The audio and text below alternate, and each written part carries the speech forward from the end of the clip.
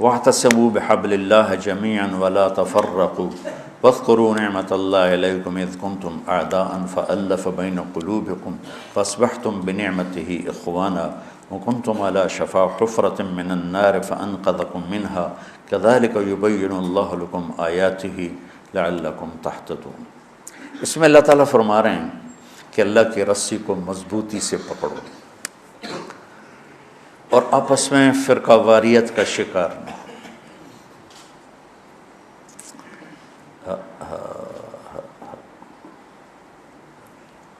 اور پھر اللہ تعالیٰ پچھلا وقت یاد دلاتا ہے جب تم آپس میں ٹوٹے ہوئے تھے، ایک دوسرے کے دشمن تھے، اللہ نے تمہیں جوڑ دیا۔ دیکھو اللہ کے نبی نے 4 دعائیں مانگی، مسجد اجابہ، اب وہ حرم میں شامل ہو گئی، توڑ دیا اس کو۔ مدینہ میں یا اللہ میری امت پہ تیرا ایسا عذاب نہ آئے جو انہیں ختم کر دے، اللہ نے کہا قبول ہے۔ یا اللہ ان پر کوئی زمینی ایسا عذاب نہ آئے جو انہیں ختم کر دے، اللہ نے فرمایا قبول ہے۔ یا اللہ ان پر کوئی دشمن ایسا نہ آئے جو انہیں مٹا دے، اللہ نے فرمایا قبول ہے۔ یا اللہ ان میں آپس میں اختلاف نہ ہو، تو اللہ نے فرمایا نہیں میرے محبوب، یہ قبول نہیں، اختلاف ہوگا۔ یہ پیپر ہو رہا ہے، امتحان ہے، امتحان میں ہم دیکھیں گے کون حدود پہ قائم رہتا ہے، کون حدود کو پار کرتا ہے۔ تو اختلاف اس کائنات کی لازمی چیز ہے، مذہب کے نام پر بھی ہوگا، سیاست کے نام پر بھی ہوگا، اور چھوٹی چھوٹی باتوں پر ہوگا، اور صحیح نیت کے ساتھ بھی ہوگا اور فساد کی نیت کے ساتھ بھی ہوگا۔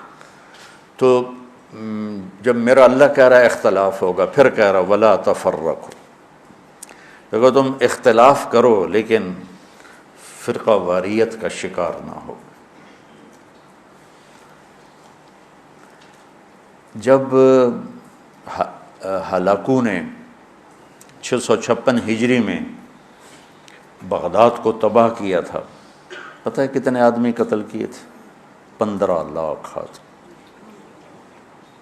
15 لاکھ آدمی، کئی دن ان کا قتل عام ہوتا رہا۔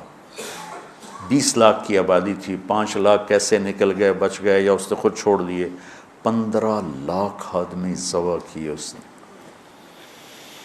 اور اس کے پیچھے بے شمار جو چل رہی تھی نافرمانی، اس میں ایک بڑی نافرمانی فرقہ واریت تھی، شافی حنفی فساد، مالکی حنبلی فساد۔ اب تو چونکہ اللہ نے ایسے بلاک بنا دیے کہ جو شوافے ہیں ان کا بلاک الگ ہو گیا، احناف کا بلاک الگ ہو گیا، حنبلیوں کا الگ ہو گیا، مالکی افریقہ میں چلے گئے، حنفی وسط ایشیا میں آ گئے، شافی مشرق بعید میں چلے گئے، حنبلی بلاد عرب میں چلے گئے۔ تو ان کی آپس میں کوئی وہ پھینک سینگ نہیں پھنستے ہیں، لیکن چونکہ شیطان نے تو محنت کرنی ہے، تو اہل السنت والجماعت ہو کر آپس میں اتنے لڑائیاں ہیں، اور مختلف جتنے بھی مکاتب فکر ہیں سب کے آگے مختلف مکاتب فکر ہیں، اور وہ آپس میں نفرتوں تک پہنچے ہوئے ہیں اور بغض تک پہنچے ہوئے ہیں۔ یہی حال بغداد کا تھا، یہی حال بغداد کا تھا۔ اللہ مجھے بڑے بول اور دعوے سے بچائے۔ بچوں تاریخ پڑھے بغیر دین سمجھ میں نہیں آتا پوری طرح، آدمی عبرت نہیں لے سکتا، سبق نہیں لے سکتا، صرف فقہ میں گم ہو کر ایک عجیب قسم کی وہ مخلوق بن جاتا ہے۔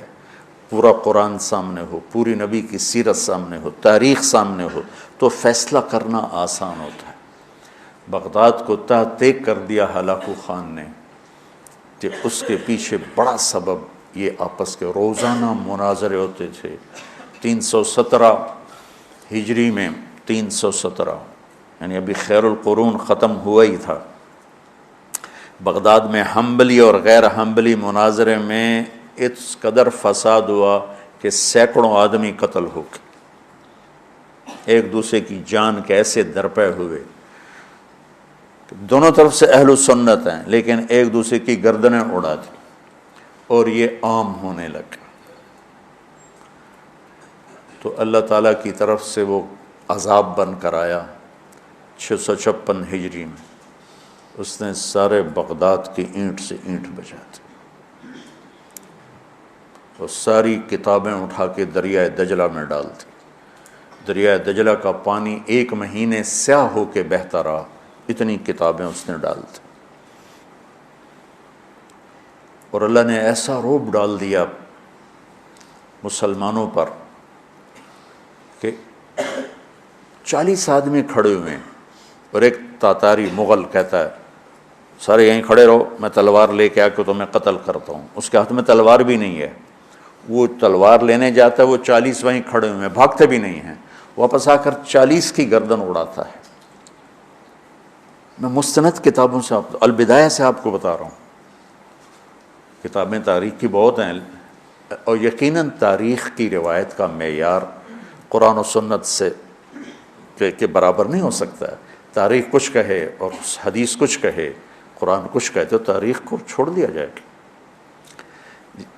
صحابہ کی آپس کی لڑائیوں کا معیار تاریخ نہیں ہے، قرآن ہے اور حدیث ہے۔ وہ انسان تھے، بشر تھے، ان سے خطائیں ہوئیں، لیکن میرے اللہ نے کہا کُلًّا وعد اللہ الحسنى، میرے نبی میرا وعدہ ہے تیرا ہر صحابی جنت میں جائے گا۔ بس اس کے بعد ہماری زبانیں بند ہو جانی چاہیے۔ جن کو اللہ نے معاف کر دیا ہو، ہم ان پر زبان کھولیں گے تو ہلاک ہو جائیں گے، تباہ ہو جائیں گے۔ تو بچوں آپ کو نصیحت کرتا ہوں، اور جو سن رہے ہیں، مسلمان بن کے چلو، اللہ کے واسطے فرقہ واریت کی لعنت سے نکلو نکلو نکلو، یہ ختم نہیں ہو سکتے۔ ہاں ہم جڑ کے چلیں، اپنے اپنے مسالک پر چلتے ہوئے ایک دوسرے کو عزت دیں، احترام دیں۔ مولانا محمد قاسم نانوتوی رحمۃ اللہ علیہ، جنہوں نے دیوبند کی بنیاد رکھی،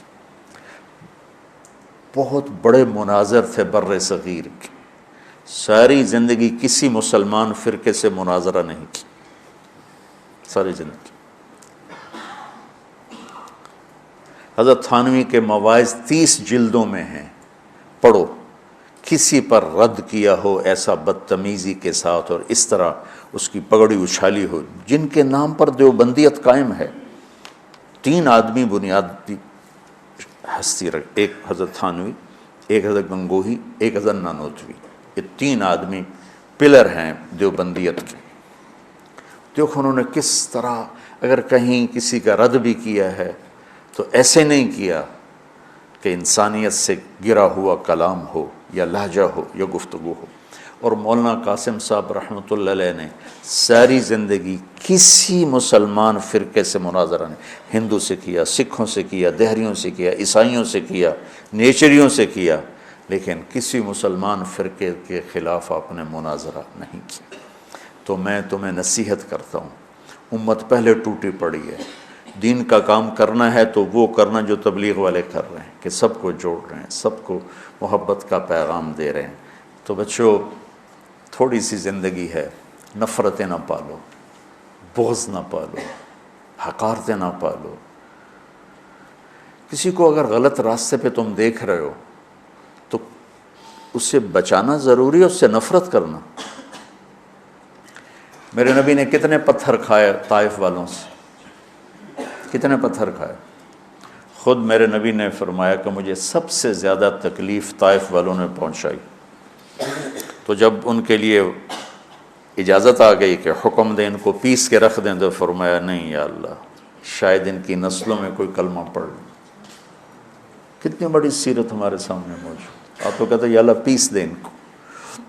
ابو جہل جیسے کی آپ نے اتنی منتیں کی کہ حل انت منتہن عن سب آلہتنا، محمد اب بس بھی کرو، تو نے بہت سنا دیا ہمیں، ہم قیامت کے دن گواہی دے دیں گے کہ تو نے اپنے رب کا پیغام پہنچا دیا، اب بس کرو۔ جس کے بارے میں آپ کو پتہ تھا یہ میری امت کا فرعون ہے۔ بھائیو میرے عزیزو، اگر آپ اپنے آپ کو اہل حق سمجھتے ہو تو پھر آپ کی مثال ایک طبیب کی ہے، اور جو غلط راستوں پر ہے اس کی مثال ایک مریض کی ہے۔ اگر ڈاکٹر مریض سے نفرت کرے گا علاج ہو سکے۔